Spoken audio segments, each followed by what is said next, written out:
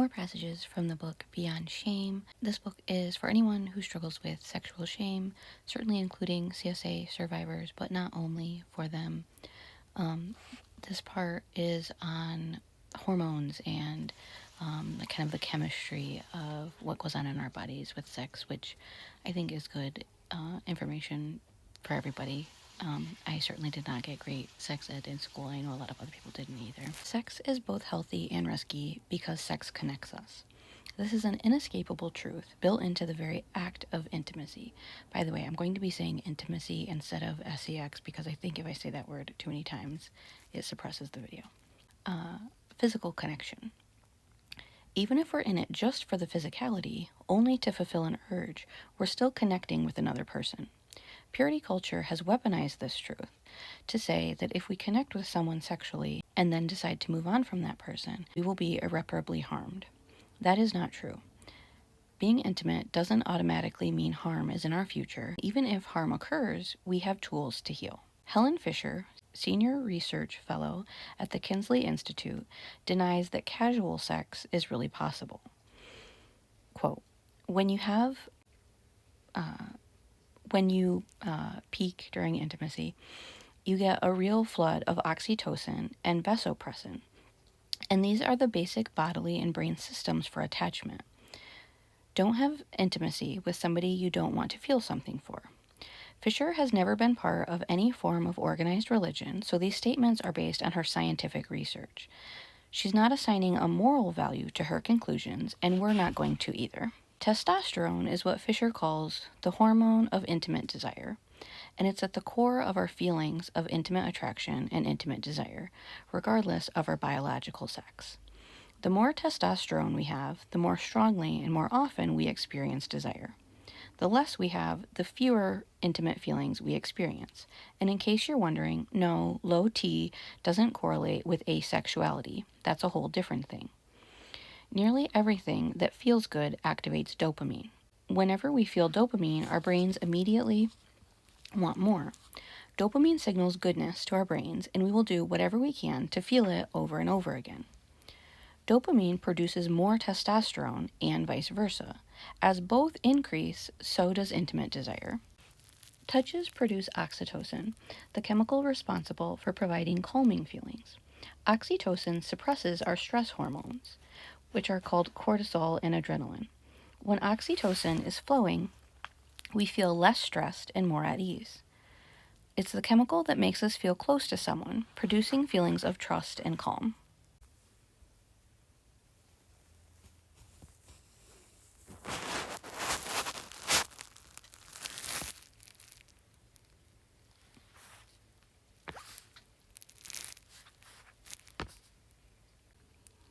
Dopamine increases 400% during the peak with another person.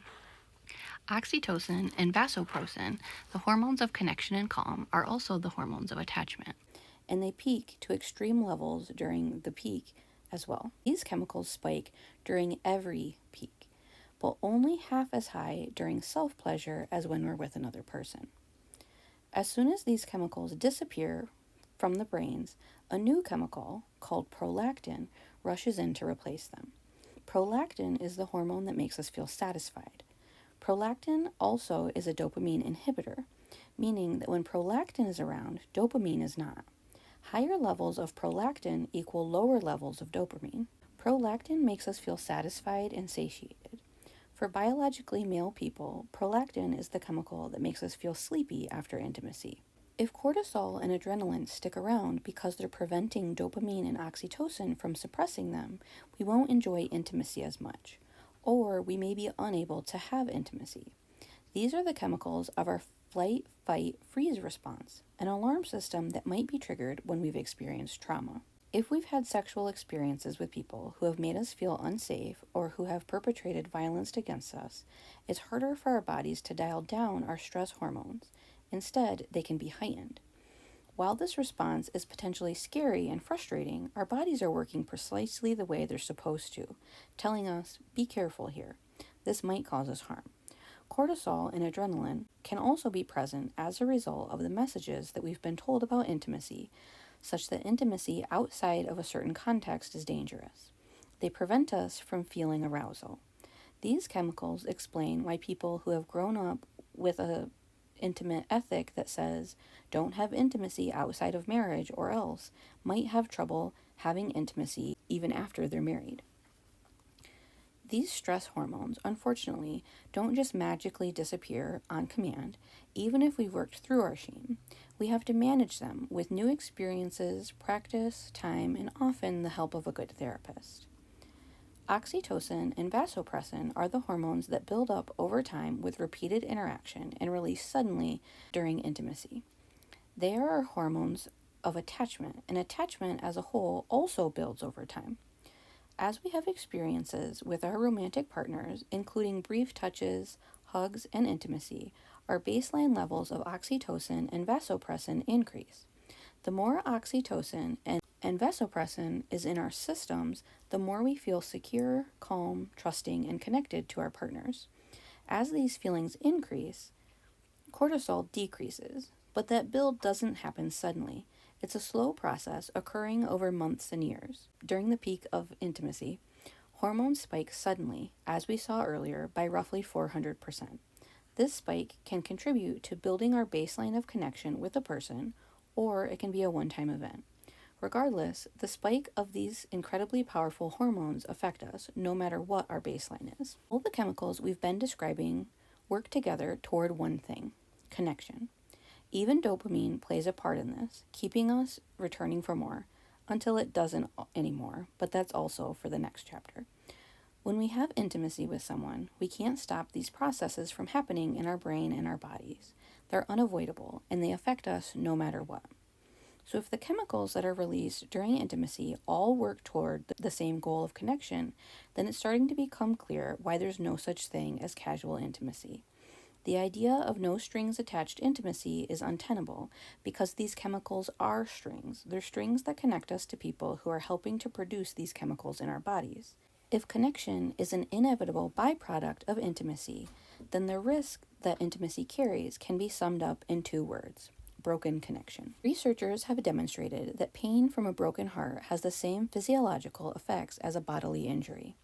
It affects us deeply. And if intimacy creates connection, then it also increases the possibility of broken connection. But broken connection is different from disconnection.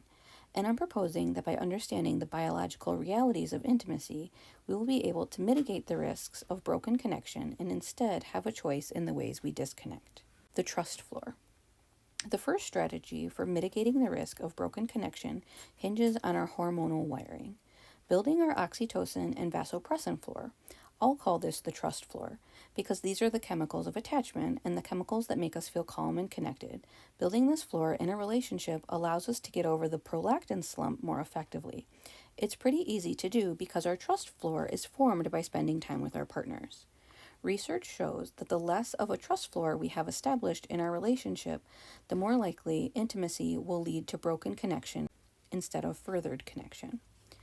Because the amounts of oxytocin and vasopressin released during intimacy is a very effective way of building the trust floor too. But if we're not starting with some trust, we're going to have to deal with the prolactin slump. The answers aren't simple.